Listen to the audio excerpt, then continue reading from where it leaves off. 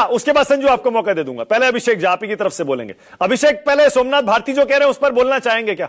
राहुल गांधी पर, उसके बाद आ रहा हूं। अभिषेक झा बोलिए।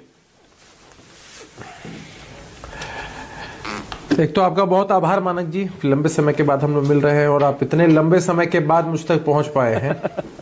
राहुल गांधी जी के विषय में क्या कहना है? आप समझ सकते हैं कि भले राहुल गांधी जी को सबके सब विपक्ष के साथी हीरो बनाने में लगे रहते हैं, उनके पार्टी के लोग हीरो बनाने में लगे रहते हैं। कई इंडिया गठबंधन के जो दल थे वो अब उनको जीरो बताते फिरते हैं। उल जलूल हरकतों की वजह से ही हमें लगता है कि ये परिस्थिति कांग्रेस पार्टी की हो चुकी है। और इतना ही अगर साथ होता, अभी बता रहे थे कांग्रेस पार्टी के प्रवक्ता कि इतना ही साथ होता किसानों का, मजदूरों का, आम जनों का कांग्रेस पार्टी के साथ राहुल गांधी जी के नेतृत्व में, तो इतना बुरा हश्र देश के स्तर पर हो रहे चुनावों में या फिर विधानसभा के विभिन्न प्रदेशों के चुनावों में नहीं होता।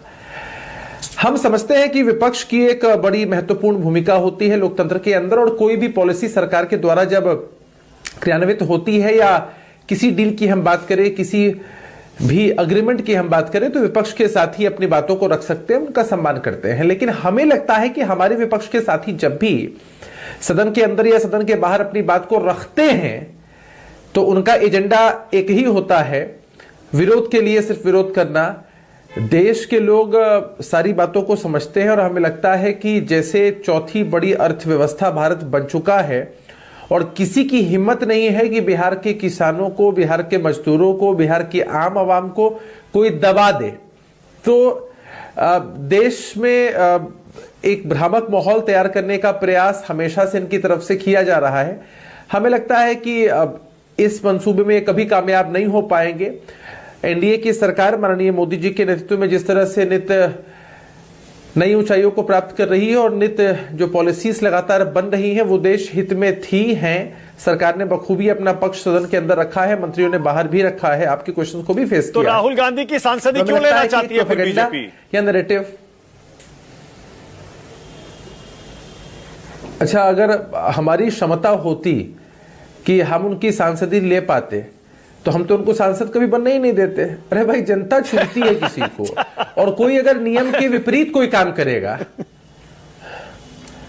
तो सांसदी क्या विधायकी जा सकती है, आपका कोई भी पद जा सकता है। अब आप हमसे कह रहे हैं कि हमारे आप क्यों चाहते हैं? अगर हमारी क्षमता में होता तब तो होते ही नहीं सांसद वो। हम तो कभी नहीं चाहते हैं कि चुनाव में हराना अलग बात होती है भाई, चुने हुए सांसद को पद से हटाना। मैं ये नहीं कह रहा हूं कि उसके लिए नियम कानून नहीं है, पर चुने हुए सांसद को संसद में मोशन लाकर क्यों हटाना भाई? अच्छा, एक बात बताइए कि चुने हुए सांसद को यह अधिकार मिल जाता है क्या कि वो संसद को अपनी जागीर समझे, या जिस तरह से अपनी पार्टी के ऑफिस को चलाते हैं, अपने घर पर अपना हुक्म चलाते हैं टॉप बॉस की तरह, वो अधिकार है क्या किसी चुने हुए प्रतिनिधि को?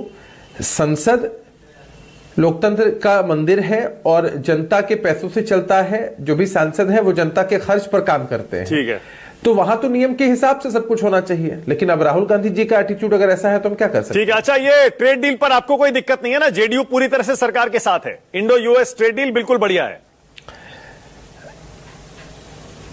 देखिए, हमारी पार्टी में संसदीय दल के नेताओं ने बखूबी पक्ष पहले ही रख दिया है। ठीक है, मजबूती से सरकार का समर्थन हमारी पार्टी ने किया है, आगे भी करेंगे। ठीक है, ओके। और एप्स्टीन फाइल्स पर आपका कोई स्टैंड है क्या? सोमनाथ भारती भी उठा रहे हैं मुद्दा। उनके पास ज्यादा जानकारी है, हमें लगता है लोगों से ज्यादा कनेक्टेड होंगे, तो इस पर हम क्या कह सकते हैं? अच्छा, रविंदर सिंह शिवरान।